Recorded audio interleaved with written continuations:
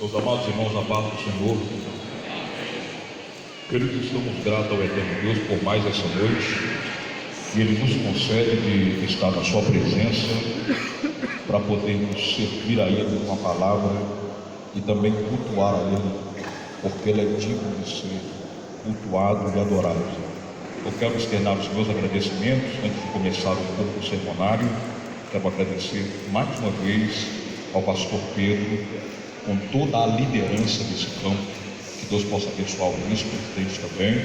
Obrigado mais uma vez pelo carinho, pela oportunidade de poder estar aqui servindo neste campo. Deus abençoe o pastor Toninho, é um amigo, é alguém que a gente conhece, hoje parece que tem 10 anos que a gente já tem amizade, né? É um homem de Deus, Deus possa abençoá-lo muito. Também essa dupla abençoada, os levitas, esses homens de Deus, que Deus continue usando vocês, ungindo essa garganta para que o nome de Deus seja glorificado. As autoridades constituídas, que Deus possa abençoá-los, que Deus possa dar a vocês uma gestão de muita sabedoria, que Deus possa prosperar esse legado de vocês. Amém? Quero também louvar a Deus pela vida de todos os obreiros que estão aqui atrás, da guarda. Eu acredito que também o pregador que vai estar pregando na festa também está aqui. Deus abençoe a sua vida, né? Em nome de Jesus. Queridos, vamos para a palavra, que é o que mais nos interessa essa noite. Amém? Por gentileza, eu gostaria de continuar respeitando, é uma cruzada evangelística. Então abra a tua Bíblia comigo no Evangelho de Jesus, segundo escreveu Lucas, capítulo de número 9. Evangelho de Jesus, segundo escreveu Lucas, capítulo de número 9. Eu gostaria de perguntar aos irmãos que estão compreendendo a minha voz direitinho aí atrás, que estão ouvindo direito, diga amém. Amém. Glória a Deus. Evangelho de Jesus, segundo escreveu Lucas, capítulo de número 9. Se você quiser ficar sobre os seus pés, não em reverência a mim, mas em reverência à palavra do Senhor, faça isso, por gentileza.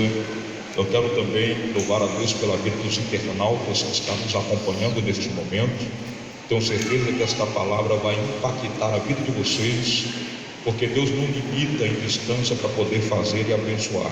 Fiquem conectados, compartilhem, chame mais alguém para que sejam abençoados também através da mensagem que é pregada essa noite. Evangelho de Jesus, segundo escreveu o evangelista, o doutor Lucas, doutor Lucas, capítulo 9, versículo 1, diz assim: e convocando os seus 12 discípulos, deu-lhe poder, virtude e poder sobre todos os demônios, e também para curarem enfermidades.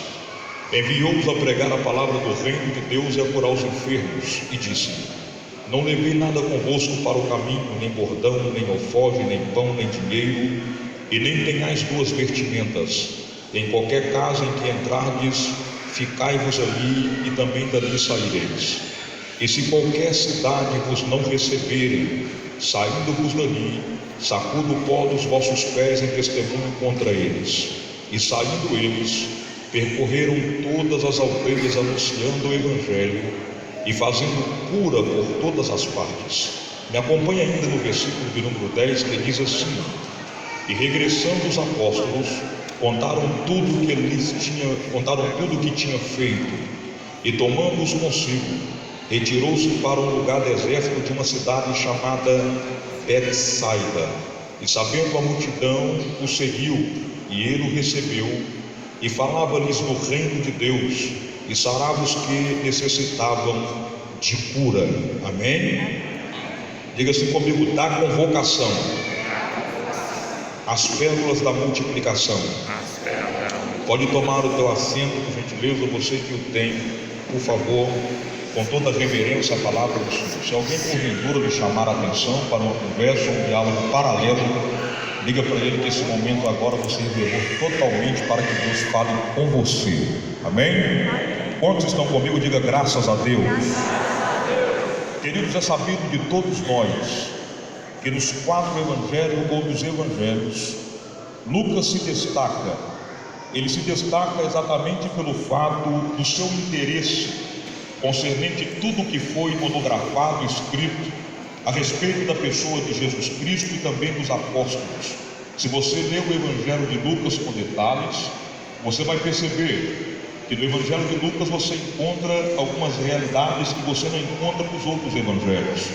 Nós sabemos que os pensadores da Bíblia chegam a tratar Lucas pelo seu cuidado pelas escrituras e pela sua profundidade. Eles chamam Lucas de cavador, daquele que vai um pouco mais fundo, aquele que foi um pouco mais além, aquele que decidiu periciar, averiguar com mais minuciosidade.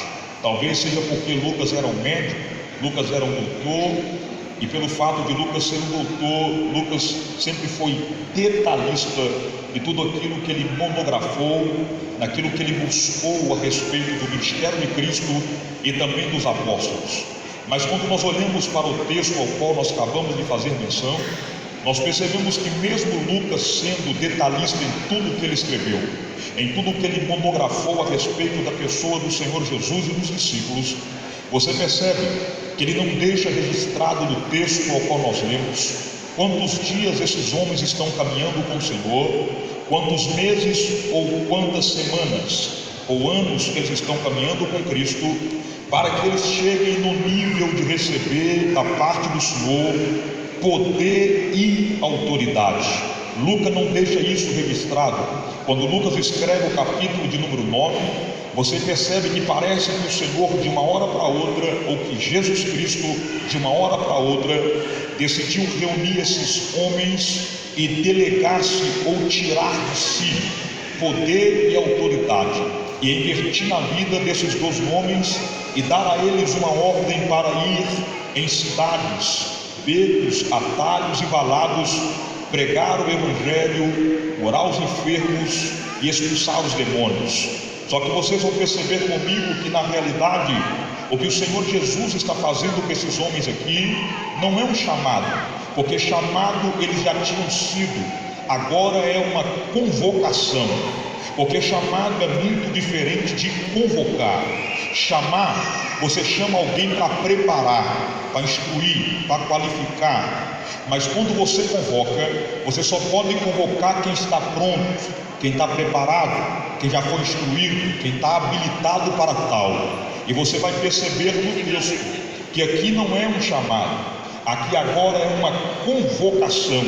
Então percebe-se que para esses homens serem convocados, então eles tiveram que passar por um período de processos para chegar no nível de ser convocado, para receberem da parte de Jesus poder e autoridade. Por que esses homens tiveram que passar por alguns processos para chegar no nível de receber poder e autoridade? Porque na verdade, esse poder que esses homens estão recebendo aqui não é um poder que é terreno. Esse poder que esses homens estão recebendo aqui não é um poder que vem da horizontal, é um poder que vem da vertical.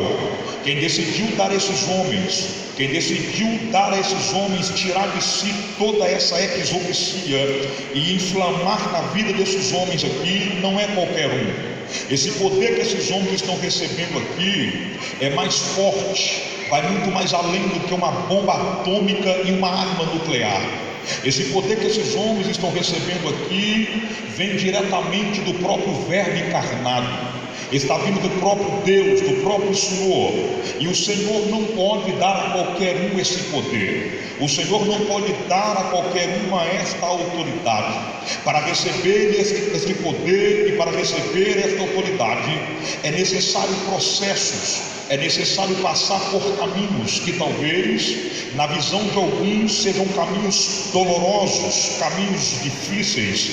E quando eu digo para os irmãos que esses homens foram convocados por Jesus para receber poder e autoridade, ainda que Lucas não deixe registrado no texto, você percebe que esses homens tiveram que passar no mínimo por 4 processos para receberem poder e autoridade, para poder pregar o Evangelho, curar, para poder expulsar os demônios. Eles tiveram que enfrentar pelo menos 4 processos. Pastor Tiago, quais são esses processos que esses homens tiveram que passar por ele? O primeiro processo que esses homens tiveram que passar por ele se chama renúncia. Esses homens tiveram que renunciar a si mesmo para poder chegar no nível de receber poder e autoridade. Cada homem que foi convocado tiveram que deixar alguma coisa para trás, tiveram que renunciar a algo para receber de Jesus esse poder e também esta autoridade. É necessário você entender que quando eu falo que esses homens tiveram que renunciar para chegar no nível de receber poder e autoridade, a renúncia começou no chamado de cada um deles. Observe bem que eles tiveram que deixar algo que lhe custou para trás. Vou lhe dar um exemplo. Vocês conhecem muito bem quem é Pedro. Pedro é um dos personagens dos 12 que é muito pregado na Bíblia Sagrada. Quem é que nunca ouviu falar sobre Pedro? Quem é que nunca ouviu alguém pregar sobre Pedro?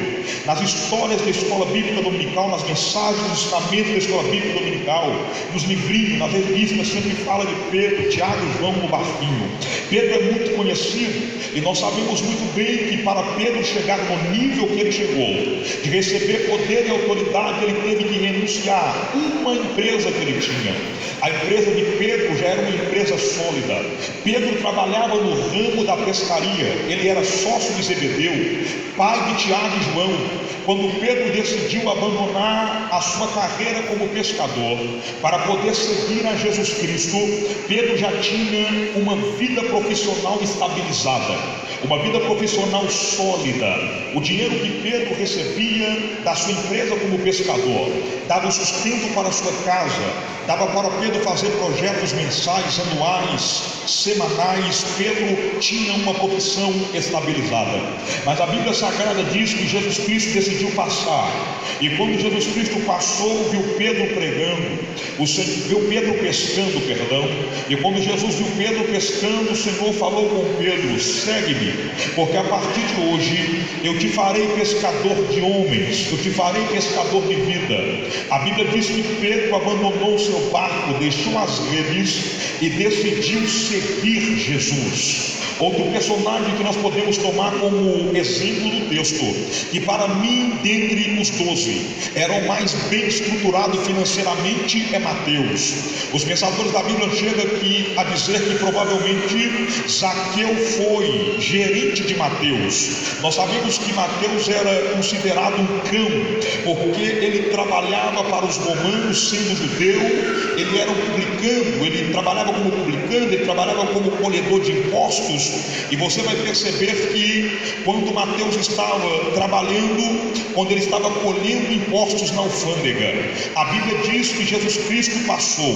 E quando Jesus decide chamar Mateus, o Senhor não vai tecer diálogo com ele o tanto que teceu com Pedro. Ainda que o diálogo de Deus ou de Jesus com Pedro foi curto, com Mateus foi mais curto ainda, pois na realidade esse homem deixou tudo que ele tinha para poder seguir a Jesus, porque ele tinha uma profissão sólida.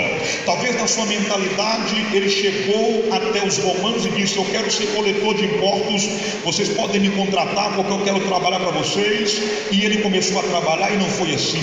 Para ele ser um coletor de impostos, ele teve que passar num concurso, ele teve que estudar, mostrar que entendia de números, mostrar que entendia de cobrança. Então, para ele trabalhar para os romanos, ele teve que passar em estudo, em concurso, para chegar no nível que está. Se você ver a vida de Zaqueu, se você ver como Zaqueu vivia, a luxúria que Zaqueu vivia, você pode perceber então o nível de vida que esse Mateus também vivia, pois porque o mesmo tinha a mesma profissão, comia bem, tinha boa comida, boa cama, tinha as suas regalias, porque era um coletor de impostos. Mas a Bíblia Sagrada vai nos dizer que Jesus Cristo passou, e quando Jesus passou na beira da alfândega, o Senhor falou com ele somente duas palavras: segue-me. Quando o Senhor falou com ele: segue-me, o Senhor olhou para ele. Quando o Senhor olhou para ele e disse essas palavras, a Bíblia diz que ele abandonou tudo, ele largou tudo para trás e decidiu seguir Jesus. É uma renúncia que ele está fazendo, ou seja, ele decidiu perder agora para ganhar amanhã. Ele decidiu perder hoje para garantir o seu futuro ao lado de Jesus Cristo. Observe bem que o segundo processo que esses homens tiveram que passar para chegar no nível de receber poder e autoridade é o processo do discipulado. Esses homens tiveram que aceitar serem discipulados por Jesus Cristo. E no processo do discipulado, do ensinamento, Jesus tratou da vida deles. O Senhor tratou do emocional, do religioso. O Senhor tratou do físico. O Senhor tratou do espiritual.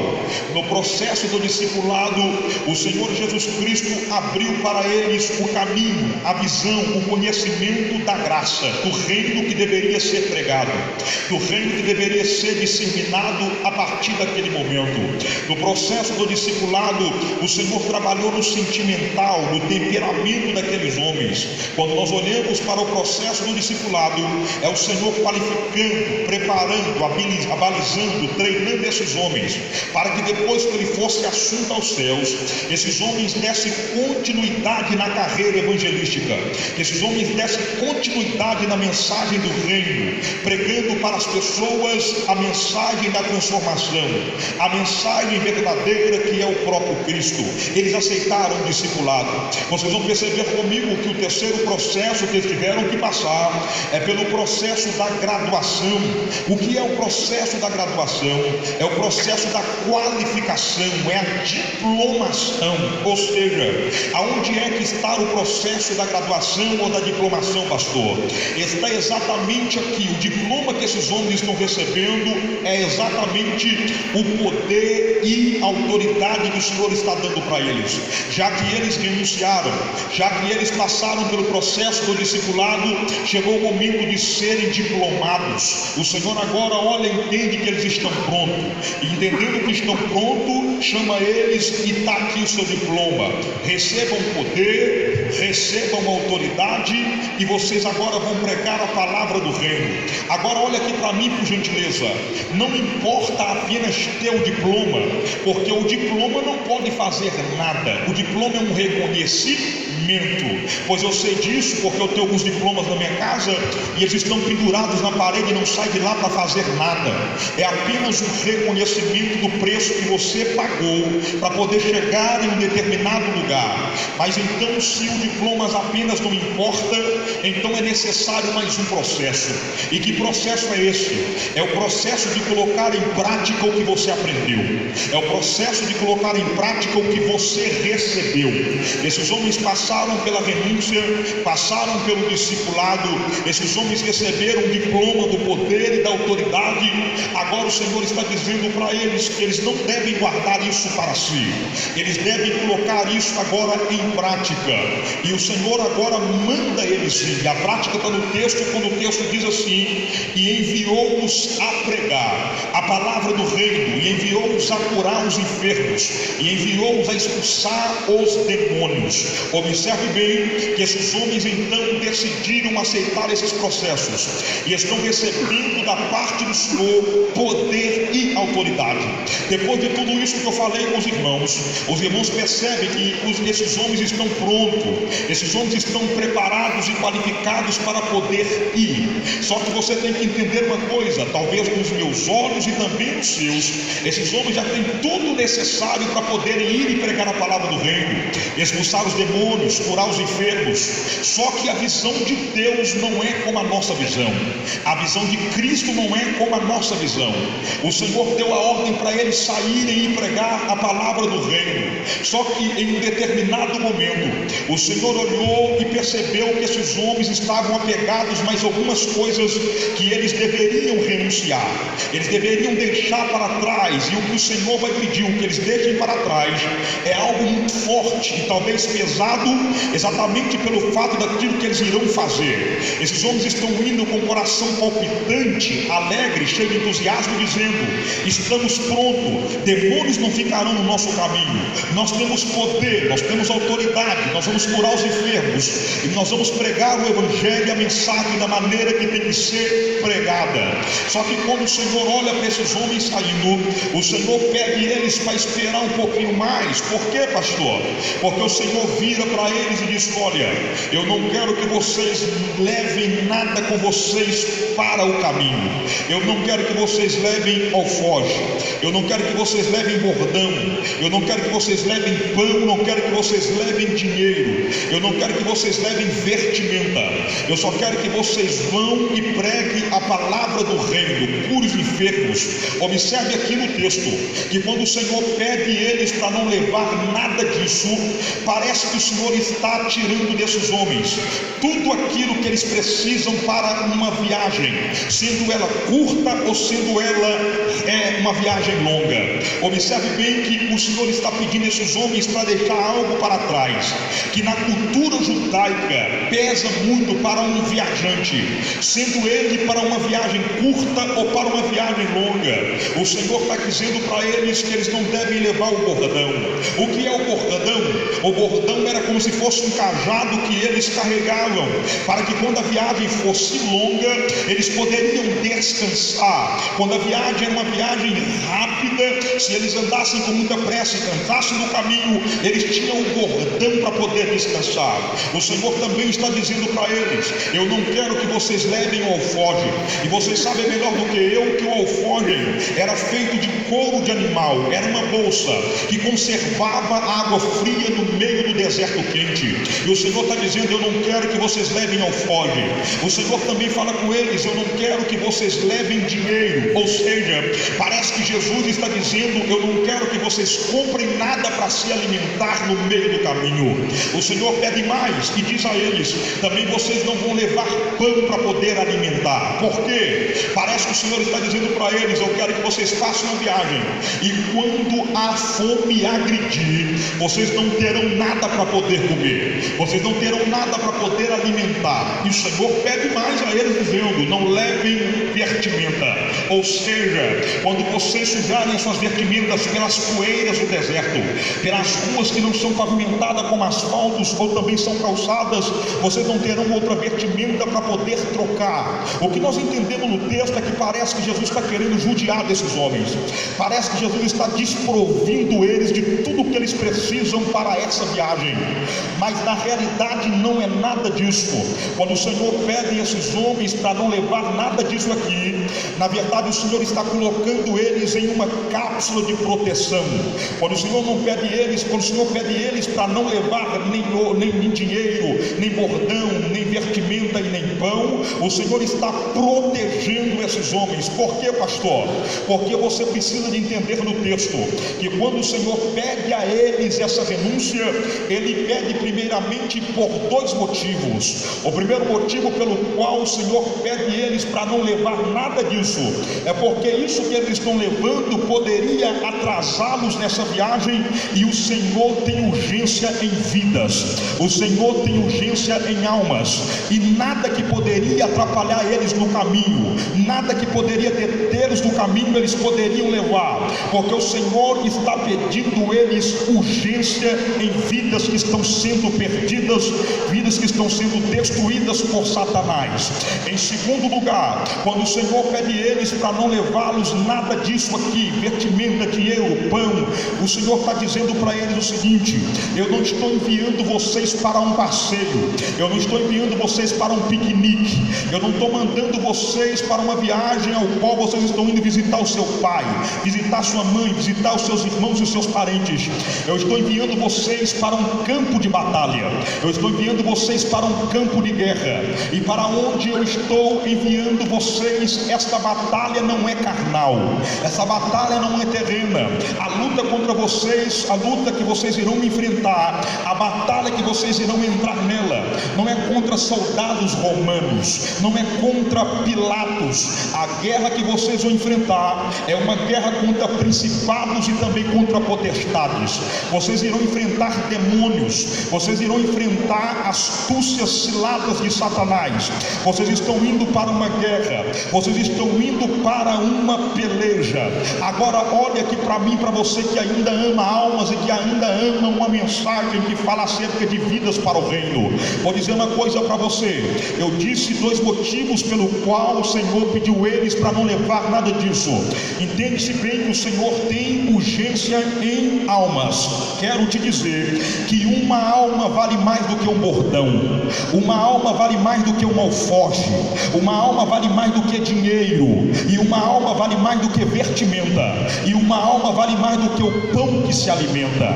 Jesus Cristo tem pressa em almas e está mandando esses homens ir urgentemente.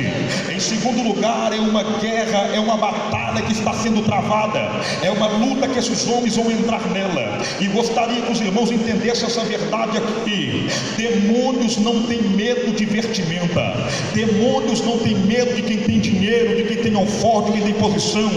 Demônios só temem e tremem diante de alguém que tem o poder de Jesus Cristo na vida, que tem o nome do Senhor na sua vida e que tem poder e autoridade.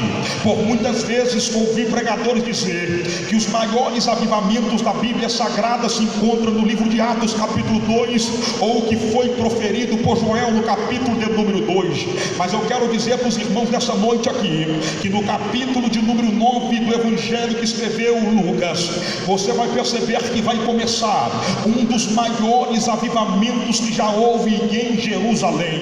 Esses homens aqui, quando saem, eles estão indo então para uma guerra, eles estão indo para uma batalha. E vou dizer mais para os irmãos desta noite aqui: a batalha ao qual esses homens vão enfrentar é uma guerra que nunca se houve em Jerusalém. Por quê, pastor? Esses homens estão indo contra demônios que agiam em livre cursos em Jerusalém. Como assim, pastor? Vou te dizer: até o nascimento de Jesus Cristo, até o enviar dos 12 e dos 70, os demônios agiam de livre curso dentro de Jerusalém. Famílias eram destruídas, lares eram solapados, pais, mães, filhos eram totalmente agredidos por presenças e obras demoníacas. Os demônios faziam o que queriam, colocavam enfermidades, levavam vidas à prostituição, ao adultério, à malícia, à lascívia, porque eles tinham livre curso para poder agir.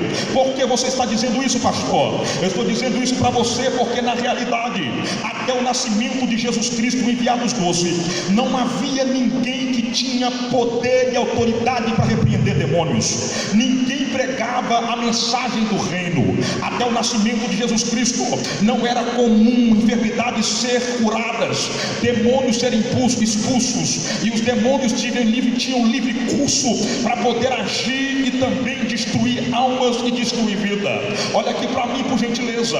Eu gostaria que você entendesse que a partir do momento que esses homens estão sendo enviados, eles vão enfrentar demônios que vão tentar se opor a sair, vão tentar se opor a não aceitar o julgamento de deixar aquela vida, para que aquelas vidas sejam transformadas. Porque na realidade, demônios não brincam de ser demônios. Existem no mínimo 3 coisas que batem na mente de um demônio 24 horas: matar, roubar e destruir. Esse é o pensamento de um demônio, esse é um legado de uma potestade: destruir vidas, matar, destruir famílias, acabar com a felicidade e a paz do ser humano. Olha aqui para mim, por gentileza, e entende essa realidade aqui. Quando esses homens aqui estão sendo enviados em Jerusalém para poder pregar o evangelho, expulsar os demônios, esses homens vão cutucar o inferno inteiro. Esses homens estão entrando para uma guerra e também para uma batalha.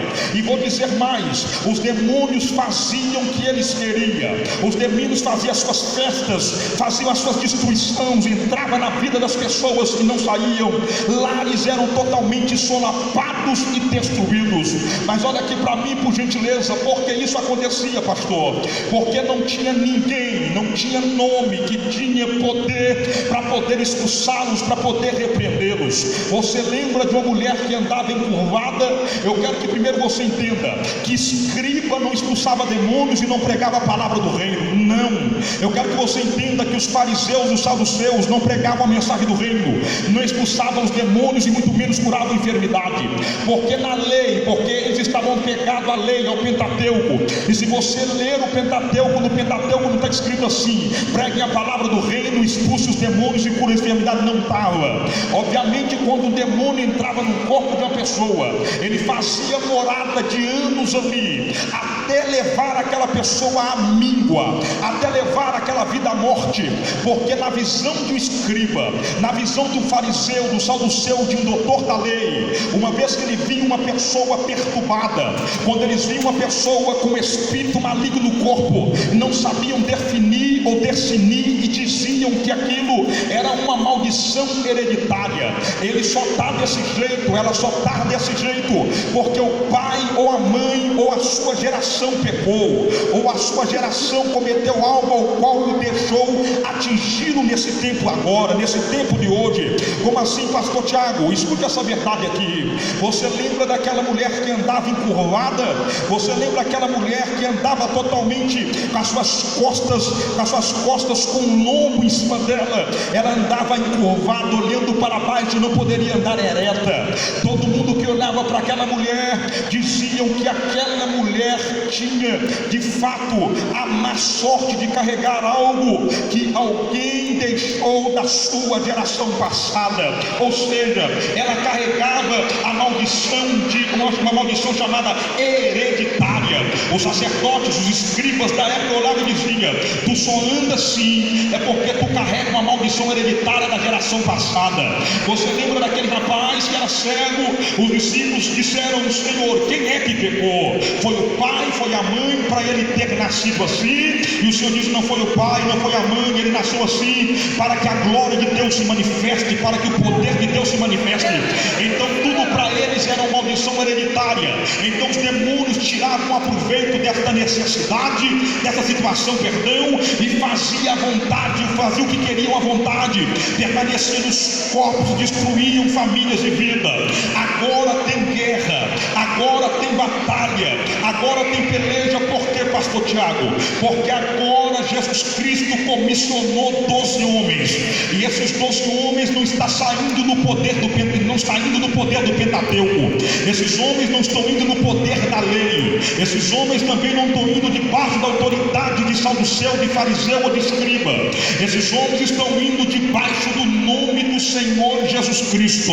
Esses homens estão saindo debaixo da autoridade do poder de Jesus. Se chegasse diante de um demônio e dissesse para ele: saia agora em nome do Pentateuco, ele iria dar gargalhada na sua cara. Saia agora em nome de Abraão, ele iria dar gargalhada na sua cara. Saia agora em nome de Isaac, em nome de Jacó, em nome de Moisés, ele iria zombar e dar gargalhada na sua cara. Mas agora a mamata acabou, porque na terra desceu alguém que tem um nome, que está acima de todo nome, para que o nome dele todos estremeçam e caiam de joelho. Agora a mamata vai acabar. Os demônios vão ter que juntar a sua bagagem, vão ter que juntar as suas bugigangas e sair de Jerusalém, porque há um nome que está acima de todo nome, e não há outro, e não há quem não se dobre diante desse nome que está acima de todo nome.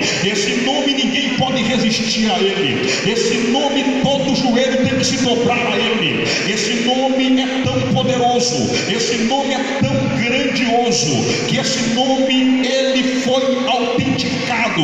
Esse nome foi por apóstolo Paulo crescendo em ascensão em sua fala, quando disse ou quando escreveu aos irmãos aos Filipenses, no capítulo 2, a partir do versículo de número 5, o apóstolo São Paulo disse assim: de sorte que haja em vós o mesmo sentimento que houve em Cristo Jesus, que mesmo sendo Deus, não teve por usurpação ser igual a ele, mas aniquilou-se a si mesmo, assumindo forma de homem, e sendo ele em forma de homem, ele foi levado até a morte, ou morte de cruz, pelo que Deus o exaltou soberanamente e lhe deu um nome que está acima de todo nome, para que ao nome do Senhor Jesus Cristo todo joelho se dobre, dos que estão nos céus, na terra e debaixo da terra, e que toda língua confesse que Jesus Cristo é Senhor, para a glória de Deus Pai. Ou seja,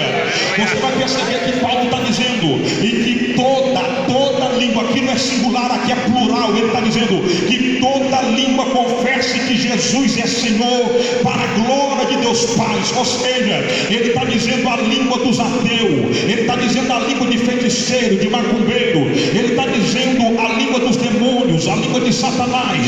Toda língua vai ter que dizer que ele é Senhor. Todo joelho vai ter que se dobrar e reconhecer que ele é Senhor. Esses homens aqui estão saindo agora no poder do nome de Jesus Cristo. Agora segura isso aqui, por gentileza.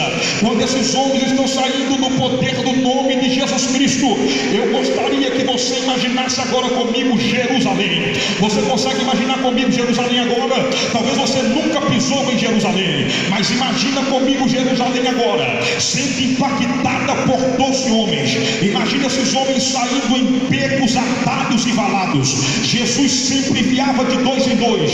Agora imagine comigo esses homens chegando nos leprosários, esses homens chegando aonde havia pontos de prostíbulos, esses homens chegando aonde havia pontos de enfermos e de pessoas que eram colocadas nos cantos das ruas por causa das suas deficiências, por causa das suas enfermidades. Imagine comigo esses homens se aproximando, esses homens chegando diante de alguém que nasceu com um braço menor do que o outro, que nasceu com a perna menor do que a outra. E quando esses homens se aproximam, alguém diz assim: dai para mim uma esmola. E eles vão dizer para eles: eu não tenho dinheiro nenhum para dar a você. Eles vão dizer: então não adianta falar mais nada para nós, porque o sacerdote já tentou trazer uma palavra de consolo, mas a minha perna continua pequena do mesmo jeito, o meu braço continua pequeno do mesmo jeito. O sacerdote passa aqui quando vai para o templo e deixa umas moedas para mim, porque ele sabe que a única coisa que eu posso fazer é pedir esmola, é pedir ajuda. Eu só tenho uma mão maior do que a outra para pedir uma ajuda e um socorro. Eu só tenho um pé maior do que o outro para me apoiar, para ver se consigo me arrastar. E eu consigo imaginar esses homens dizendo: olha, eu não tenho uma palavra do sacerdote, eu também não tenho a prata que ele tem, mas uma coisa eu tenho agora: perna, cresça em nome de Jesus Cristo. Braço, cresça em nome de Jesus Cristo. Imagine comigo o braço crescendo, imagine comigo a perna crescendo, imagine o aleijado voltando para casa, batendo na porta de casa e dizendo: mamãe, papai, voltei mais cedo para casa. Não, meu filho, nós não temos o que comer ainda, tem que pedir um pouco mais, porque senão você sabe que nós vamos passar fome, vamos passar necessidade. Não, a senhora não está entendendo. Eu não voltei com prata, não voltei com ouro, mas eu voltei com meu braço do lugar, com a minha perna do lugar. O que aconteceu? Os homens cheios de Jesus passou e disse: em nome de Jesus Cristo, perna cresça, a minha perna cresceu, braço cresça, o meu braço cresceu. Aleluia! Que você imaginasse comigo esses homens passando no ponto de prostíbulos, aonde mães, aonde pais entregavam as suas filhas, os seus filhos, porque nasceram totalmente desfavorecidos diante da sociedade, entregava crianças, mulheres se adulteravam, se prostituíam, entregavam a sua vida à prostituição, já não tinha mais sonho, já não tinha mais esperança. Imagine comigo esses homens pregando no nome de Jesus, falando do amor de Jesus, falando que Jesus transforma, liberta e muda a vida. Você consegue imaginar comigo a prostituta, o prostituto levantando a mão para cima e dizendo: eu não quero mais essa vida de prostituição, eu quero esse Jesus que você está pregando, eu quero esse Cristo que você está falando nele. Eu gostaria que você imaginasse comigo esses homens entrando nos leprosários. Você sabia, se você estudar no contexto histórico, a lepra era uma das enfermidades que mais atingia homens e mulheres justos. Como assim? Ninguém pedia para pegar lepra, ninguém pedia para acordar de um dia para o outro com a mancha na testa, com a mancha nas costas ou com a mancha na mão. A lepra arrancava pais de família de dentro do seu lar, a lepra arrancava mães de família dentro do seu lar. Alguém que trabalhava o dia inteiro para dar o sustento para a tua casa, para dar o sustento da sua família. E quando alguém era diagnosticado com a lepra, ele tinha que sair como um bicho de dentro da sua casa, ele era arrancado como se fosse maldito de dentro do seu lar. Ele tinha que ir diante do sacerdote. O sacerdote examinava ele e dizia: volta daqui a 7 dias. Quando ele voltasse daqui a 7 dias e a mancha continuasse crescendo, o sacerdote dava ordem para ele, dizendo: a partir de agora você vai ter que envoltar o seu corpo de um monte de pano, você vai ter que se cobrir com um monte de lençol, tu vai colocar um sininho na sua mão, e com a outra mão você vai colocar ela na boca, e vai começar a dizer diante da sociedade: por onde vocês passar, você vai ter que gritar: leproso está passando, não se aproxima. Leproso está passando, não se aproxima. A dignidade de um pai, a dignidade de uma mãe era tirado pela lepra. Essas pessoas eram levadas para o leprosário, e era tirado o seu direito de ver os filhos, de ver os pais, de viver no meio da sociedade. Imagine comigo esses homens entrando no meio dos leprosários.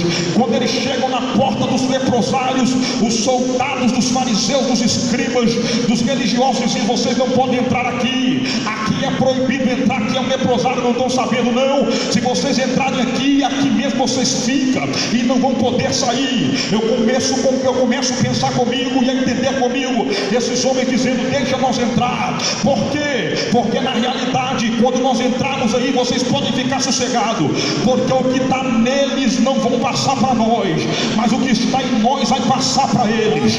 O que está em nós vai atingir a eles.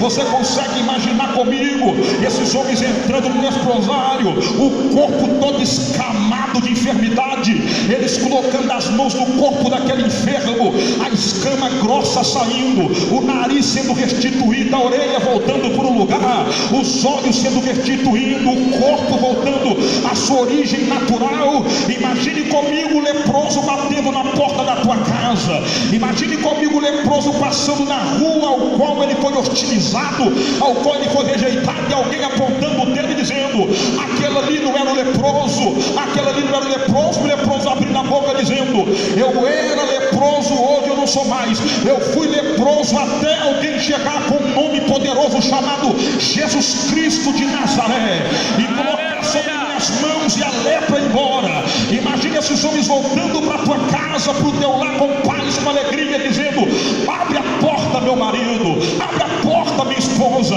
Eu voltei para o lar, e quando o marido abre a porta, ou quando a esposa abre a porta, vai dizer: tu não pode estar aqui, é perigoso, você pode ser assassinado, porque tu está desobedecendo uma lei, uma ordem. E ele dizendo: não serei assassinado de maneira alguma. Tira os panos que outrora estava sobre mim. Imagine a mulher tirando os panos, imagine o marido tirando os panos, imagine o filho tirando os panos do corpo do ex-leproso. Quando olha, assusta e diz: o nariz está no lugar, os olhos estão no lugar, a orelha está no lugar, os dedos estão no lugar. Quem tem poder de fazer isso? Nem a medicina pode fazer, mas o Jesus Cristo dos crentes, ele tem poder de trazer a esperança a quem perdeu. Senhores e senhoras, me ouve aqui por gentileza. Talvez você está dizendo: mas ele não vai aplicar nada na mensagem. Irmão, se eu parasse aqui, para mim já estava bom demais, porque Jesus está sendo pregado. Mas eu gostaria que vocês entendessem comigo. Eu sei que nesse momento o teu coração talvez está palpitante, o teu coração está alegre, assim também como o meu coração ficou quando o Senhor me deu essa verdade desta palavra. Olha aqui para mim por gentileza. Quando eu olhei isso aqui, eu falei: Deus, tu és maravilhoso. Jerusalém está sendo sacudida por esses 12 homens aqui. Agora olha aqui para mim por gentileza.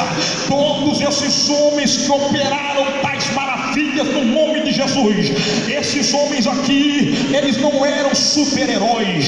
Esses homens eram feitos de carne e de osso como eu e você, comedores de arroz e de feijão, vestiam, dormiam, acordavam, cansavam, choravam e sorriam como qualquer um de nós aqui. E quando esses 12 homens saíram para poder levar a palavra do reino, curar os enfermos, expulsar os demônios, esses homens aqui, eles não saíram com a metralhadora HK alemão, esses homens não saíram com a 765, não saíram com a granada na sua mão dizendo: se alguém não nos ouvir, o negócio vai estreitar Jerusalém, não. Esses homens só saíram com poder e autoridade e o nome de Jesus Cristo, e Jerusalém foi impactada, e Jerusalém foi abalada pelo poder do Evangelho, pelo poder do nome de Jesus Cristo.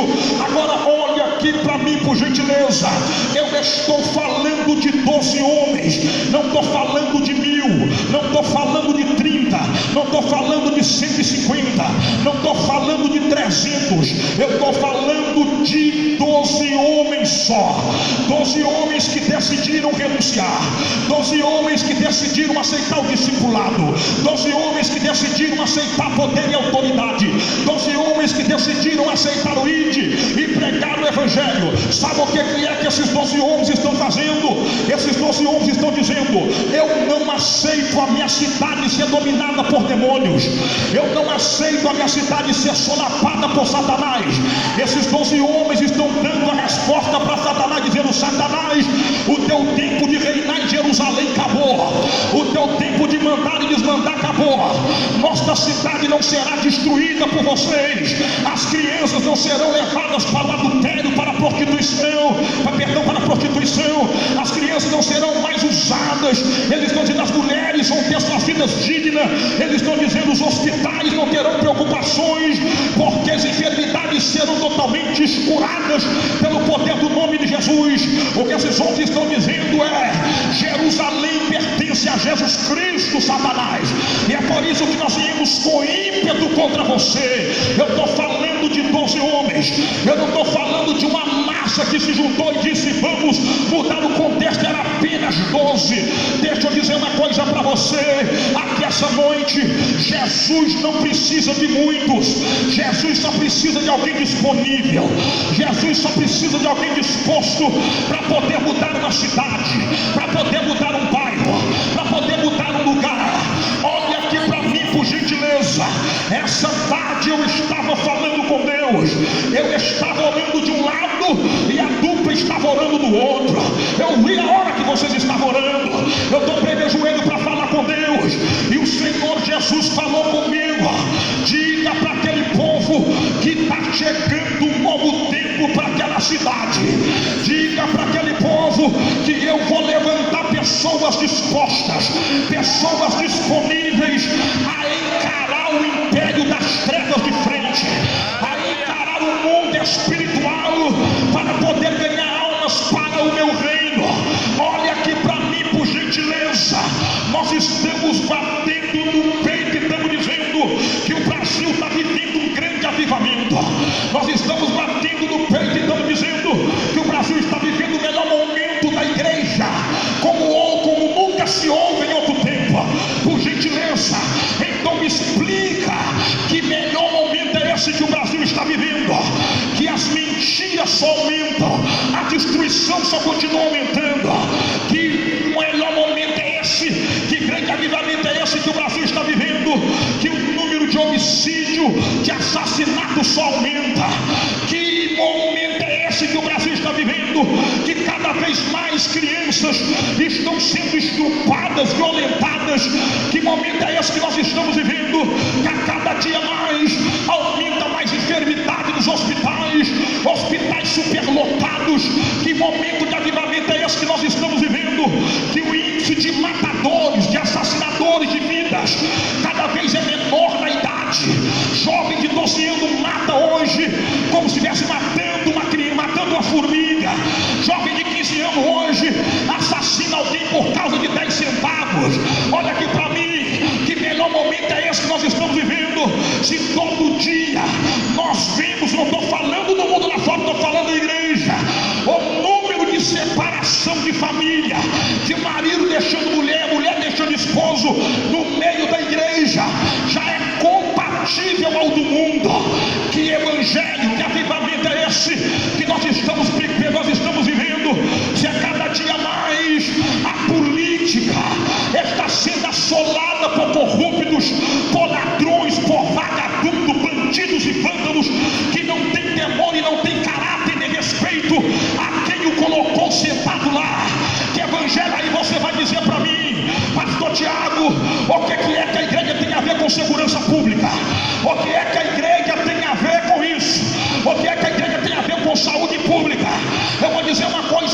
você aqui essa noite, deixa eu dizer algo para você: 70% de alguém que comete um homicídio, esse alguém, eu vou dizer não 70 não, 100% desse alguém que comete homicídio, esse alguém comete homicídio porque não foi só influenciado pela situação ou por alguém, é porque demônios entrou na mente dele e diz: você é homem, você é macho, pega a arma e mete bala nele e resolve de uma vez a situação. Você sabia que 15 em 15 dias eu vou nos presídios fazer um trabalho? 80% dos que estão presos têm nomes bíblicos, filhos de crente. Olha aqui para mim, por gentileza.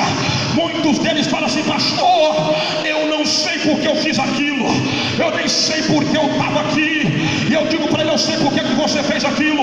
O diabo usou você, fez você ceifar uma vida, e quando você veio para o Xilindró, ele saiu de você e te deixou você preso sozinho, porque é isso que ele faz. Olha os aumentos de pandemia, de epidemia, de enfermidades que estão assolando o Brasil, está assolando a nação. Existem enfermidades que os gênios da ciência não conseguem a cura para poder resolver. As coisas estão apertando, as coisas estão aumentando. Pastor, mas a igreja, ela não tem nada a ver com isso. A igreja tem tudo a ver com isso.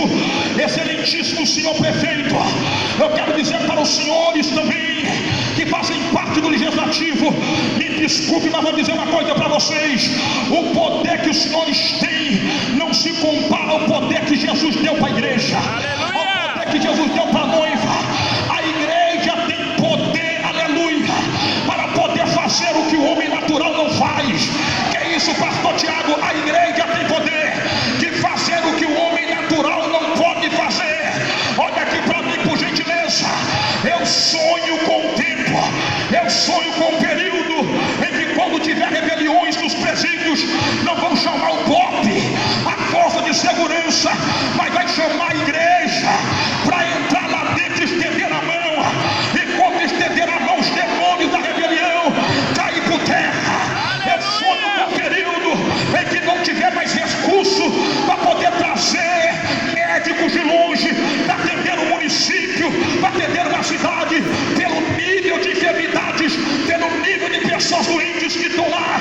Eu sonho com o dia que alguém vai dizer assim: não tem médico suficiente, chama o crente daquela igreja, e quando o crente chega lá, aonde a sombra dele passar, os enfermos vão ser curados, os enfermos vão levantar das macas e vão ser restaurados. Eu sonho com o dia em que crentes cheios do poder de Deus levantem becos, atalhos e valados, e aonde tiver alguém com a trouxinha de maconha vendendo, ele estender a mão, o demônio de vício cai por terra, e o drogado levanta transformado e aceita Jesus Cristo como teu Salvador. Eu sonho com o dia que, quando o crente tombar com alguém baleado na rua e não dá tempo de chamar um SAMU, ele estende a mão, a bala sai, o baleado levanta e aceita Cristo como teu Salvador. Pastor Tiago, isso é impossível, isso não é impossível. Olha aqui para mim, por gentileza. A minha responsabilidade aqui hoje é pregar uma mensagem a nível de cruzada. E deixa eu dizer uma coisa para você, pastor Tiago: isso pode acontecer, mas infelizmente Deus pode contar apenas com a minoria. E vou dizer algo aqui essa noite: talvez alguém está sentado no banco e está dizendo: esse negócio agora está pipocando, era para ter crente jogando cadeira para cima, era para crente estar sapateando, chorando e gritando. O neguinho errou mais uma vez na mensagem. Eu posso ter errado para você, porque eu não vim aqui para arrancar aplauso de ninguém. Eu também não vim aqui para ver você jogar banco para cima. Eu também não estou nem um pouco preocupado se você vai falar em mistério, se você vai gritar, se você vai pular ou vai sapatear. A minha preocupação aqui não é essa, até porque eu não vim pregar essa noite para 300, eu não vim pregar essa noite para 1000, eu não vim pregar essa noite para 30, eu vim pregar para 12. Se tiver 12 crentes aqui que crê nessa mensagem, se tiver 12 crentes que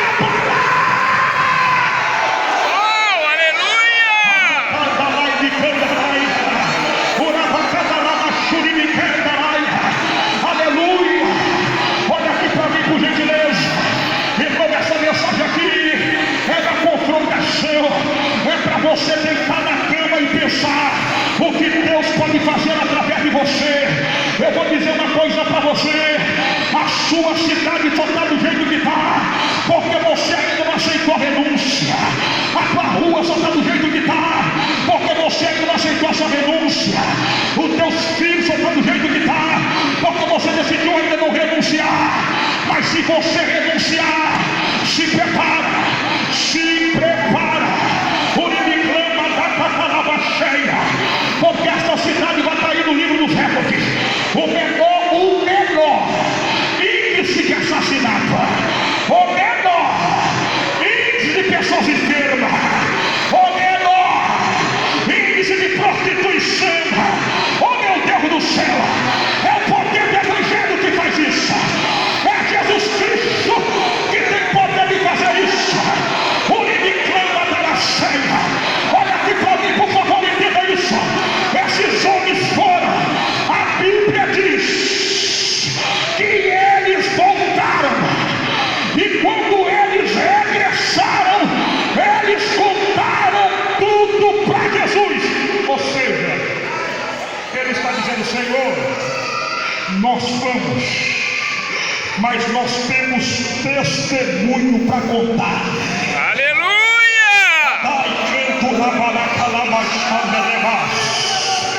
Nós temos testemunho para contar. Eu só quero nessa noite que levante a mão para cima. Só alguém que não concorda a maneira que a tua cidade está, eu quero que levante a mão para cima. Só quem está decidido a denunciar e sair daqui cheio de poder, e sair daqui cheio de autoridade, para começar a mudar a história da tua cidade, a história do teu país, a história do teu bairro. Você crê? Você está comigo nesta palavra? Você faz parte dos 12? Então coloca sobre os seus pés agora, porque meu tempo estourou. Coloca sobre os seus pés agora. Pastor Tiago, mas a mensagem poderia, mas amém, poderia. Eu poderia falar sobre as pérolas da multiplicação, eu poderia, mas o Senhor falou comigo: mais do que pérolas de multiplicação, o que meu povo precisa agora é de poder. O que meu povo precisa agora é de autoridade. O que meu povo precisa de fazer, saber o seguinte: que quem manda nesta cidade, quem manda nesse bairro, se chama Jesus Cristo de Nazaré. Se chama de Jesus Cristo de Nazaré. Olha aqui para mim, por gentileza, senhor prefeito. Deixa eu dizer uma coisa para você: não carregue o peso de uma cidade sozinho nos seus ombros. Conte com a igreja. Conte com a igreja. A igreja pode te ajudar nessa guerra. A igreja pode te ajudar nesta batalha. Está entendendo? O Senhor pode lutar batalhas sociais. O Senhor pode lutar guerras físicas. Mas o Senhor não consegue lutar a batalha que a igreja luta. A igreja conhece o mundo espiritual. A igreja conhece o inferno. A igreja tem as armas necessárias para poder vencer no campo de batalha. Olha aqui para mim, por gentileza, mulher de Deus. Olha aqui para mim, por gentileza, homem de Deus. Pare de se menosprezar. Pare de olhar para você e se achar um crentinho Zé à esquerda, um Zé a ninguém. O que Deus deu para a igreja, Ele não deu para o presidente da república. Ele não deu para o poder executivo, para o poder legislativo, para o poder judiciário. Poder e autoridade sobre os demônios. Poder e autoridade sobre os demônios. Aleluia!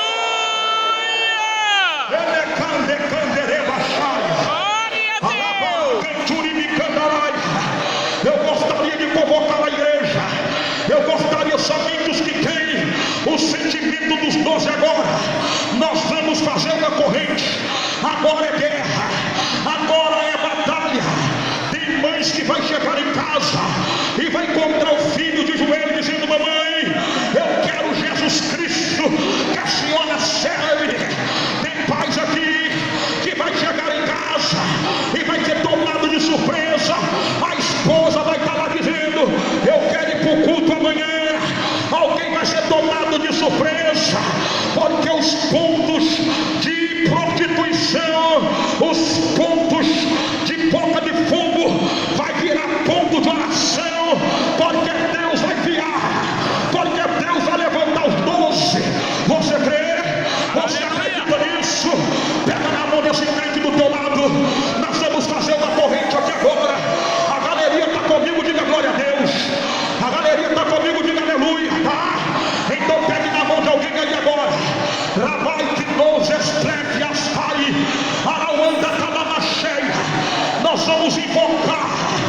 Nós vamos pedir a Deus agora que nos mande poder e autoridade.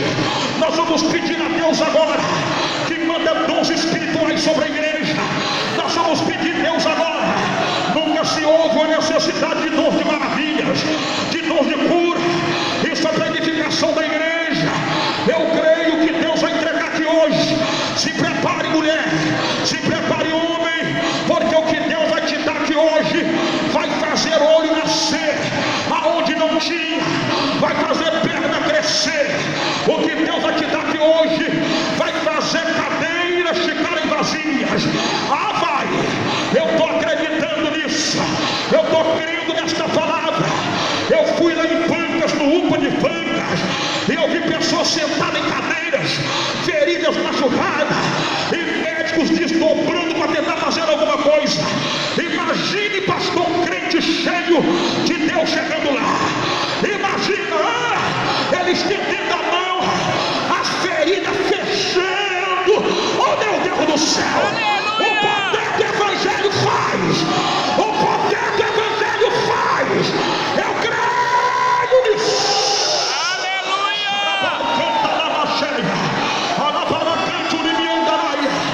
Eu quero convocar agora a igreja para começar a orar. Ore agora a favor desta cidade. Ore agora a favor da sua cidade. Ore agora a favor da tua rua. Ore agora a favor do teu bairro. Ore agora a favor do poder, dos poderes políticos desta cidade. Ore agora, ore agora. Comece a clamar a Deus agora. Urimicanda lá cheia e covadaraceia. Alabaracanto benefácia. Espírito de Deus, eu preguei a tua palavra. Eu preguei Bíblia pura, sem mistura. Eu sei que nem todos foram complacentes com esta palavra, mas eu quero te pedir, aonde tiver uma mulher agora, aonde tiver um homem agora, que creu nesta palavra, que acreditou nesta mensagem, Espírito Santo, eu te peço, encha ele de poder agora, enche ela de autoridade agora. Espírito Santo de Deus, começa atrás de mim pelos obreiros, aonde tiver um pastor que acreditou nesta palavra agora, eu libero sobre ele em nome de Jesus poder e autoridade. Senhor dos exércitos, aí na galeria, Senhor, aonde tiver alguém orando, e candubi calabata catuplafanai, ele desce de homenagem. Aonde tiver alguém clamando a ti, que não aceita mais, Senhor, tanta dor, tanta luta, tanta morte, tanta enfermidade, tanta prova na tua cidade, no teu bairro, na tua casa, visita ele agora, enche de crente no teu poder, na nave deste lugar, na nave agora desse polo esportivo, aonde tiver alguém orando, seja renovado agora pelo poder do Espírito Santo, seja batizado pelo poder do Espírito Santo, receba dons espirituais agora para edificação. Amandacanda lavachele me cai, alabaramandacando me clobe elefado, alamandela e me queita nem badachei, alamandela e enquanto tem crente orando aqui, Deus está me abrindo o mundo espiritual. Já tem demônios juntando a bagagem correndo, já tem demônios batendo em retirada. Ai, ai, ai, ai, ai, chame-me até o badada e chandelasse. Deus, comece a curar aqui agora, Pai. O menacante nesse pedelaia, a badacalaba xandaraia. Senhor, envia a cura aqui agora. Envia, envia, envia, envia, envia. Bico de papagaio, eu te dou uma ordem, sai agora. Diabetes, em nome de Jesus Cristo, pula fora desse corpo agora. Osteoporose, sai agora. Catarata, rosto volante, eu te dou uma ordem agora.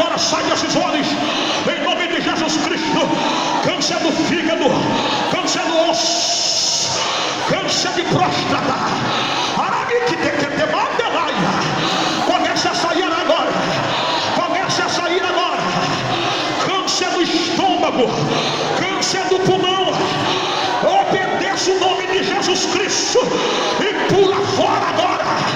Aracalabaxandaraia, AIDS, hepatite, saia em nome de Jesus Cristo, em nome de Jesus. Use o nome desse crente agora, que começa a passar de um para o outro uma unção de cura agora. Agora.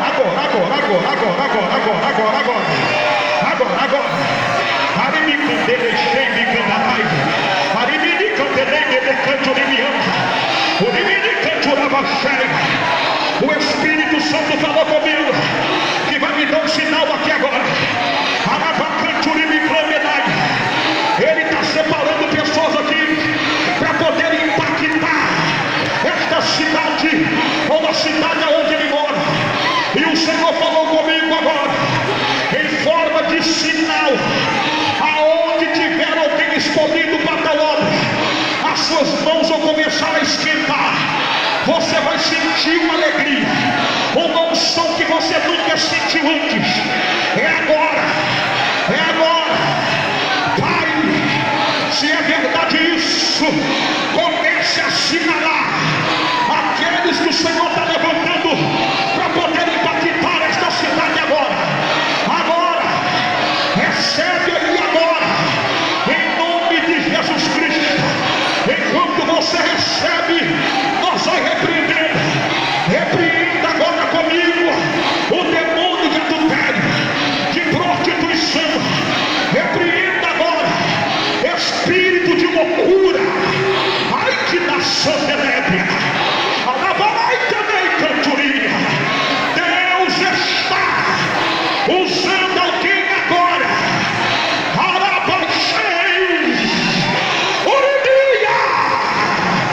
Sinta agora esse toque. Emedeia, sinta agora. Nega na vitória.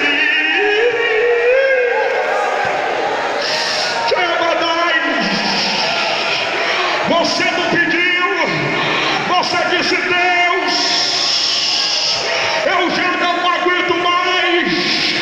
É muito sofrimento na minha casa, é muito sofrimento na minha família. O que é que eu vou fazer? Jesus me trouxe aqui para te dizer: receba o remédio agora. É o que? Poder e autoridade para você investir na tua casa. Quem tem que sair da tua casa não é teu marido, não é tua esposa, não é o teu filho, é aquele demônio que está tentando destruir tua família. Mas em nome de Jesus Cristo, ele vai sair, porque tu vai voltar para casa banhado de poder, cheio de autoridade.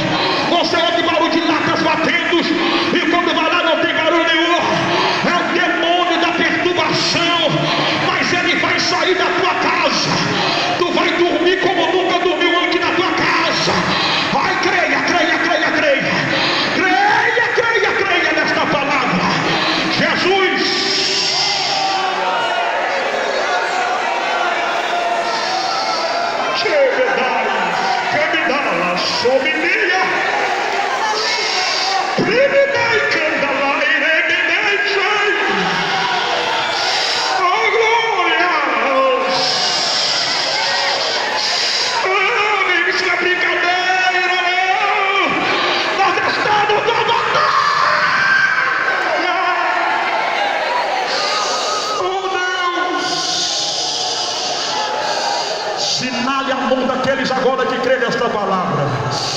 Cele essas mãos agora com poder. Sinale essas mãos agora com autoridade. Glórias. Cele essas mãos agora com poder e autoridade. Em nome de Jesus Cristo. Aonde essas mãos forem estendidas e colocadas, sinais e prodígios vão acontecer. Em nome de Jesus eu profetizo, Senhor, sinale essas mãos com poder e autoridade, porque aonde essas mãos forem colocadas, a miséria vai sair e a verdadeira prosperidade vai chegar. O mal vai ter que ir embora e a paz e a harmonia vai entrar. É o que eu te peço em nome de Jesus. Antes de eu entregar o microfone, põe essas mãos assinaladas no ombro de alguém e diga para ele: eu profetizo na tua vida poder e autoridade. Diga para pelo menos 5 pessoas: eu profetizo na tua vida poder e autoridade. Em nome de Jesus, faça isso. Volte para tua casa crendo hoje no que Deus está fazendo através de você, no que Deus vai fazer através de você. Aleluia. E mediante esta palavra eu gostaria de perguntar se tem alguém que quer vir para Jesus, se tem alguém que quer reconciliar-se com o Senhor. Chega do diabo te escravizar, chega do diabo solapar a tua vida. O homem pode dizer que não tem jeito mais, a própria sociedade pode até dizer que não tem jeito mais, mas eu vim aqui para te dizer: para Jesus tem jeito. Deixa ele ser Senhor da tua vida agora, entrar na tua casa, entrar nos teus sentimentos, entrar na tua família, porque até hoje o diabo era que era Senhor da tua vida, e é por isso que você vive o que está vivendo. Mas quando Jesus entrar na tua casa, entrar na tua família, você vai ver o que é felicidade, o que é paz e o que é alegria de verdade. Aonde está a primeira pessoa que quer abandonar as algemas de Satanás e ser liberto por Jesus Cristo nessa noite? Dê um sinal que nós vamos orar por você. Você que quer reconciliar-se com o Senhor, cadê você nessa noite que ouviu esta palavra e entendeu que o Evangelho pode mudar vidas, que o Evangelho pode transformar? Você não vai encontrar uma palavra tão produtiva, verdadeira, fiel, digna e que muda de verdade em outro lugar, somente no Evangelho. E é por isso que nós estamos te chamando para arrependimento essa noite. Tem alguém em nome de Jesus? Eu declaro que você está livre para voltar para Jesus. Eu declaro que as correntes foram quebradas e você tem acesso de onde você está até aqui, para poder confessar a Cristo como teu Senhor. Aonde está a primeira vida nesta noite? Tem alguém em nome de Jesus Cristo? Dê um sinal, porque nós vamos orar por você. Sai do teu lugar, nós vamos te abraçar. Você vai ganhar uma família que vai unir com você, que vai ajudar você nas suas lutas, nas suas batalhas, nas suas necessidades. Jesus te chama. Cadê você? Tem alguém? Tem alguém nesta noite que quer tomar essa decisão? Ou todos aqui são evangélicos? Aonde está alguém que quer tomar essa decisão? Tem alguém? Se não tem, a próxima adoração, quando terminar a adoração, nós ainda vamos insistir um pouco mais. E você vai pensando até lá, como é que você quer sair daqui? Um escravo de Satanás ou um livre e liberto pela cruz, pela palavra do Evangelho? A escolha é tua. Pastor não tem poder de te libertar, cantor também não tem poder de te libertar.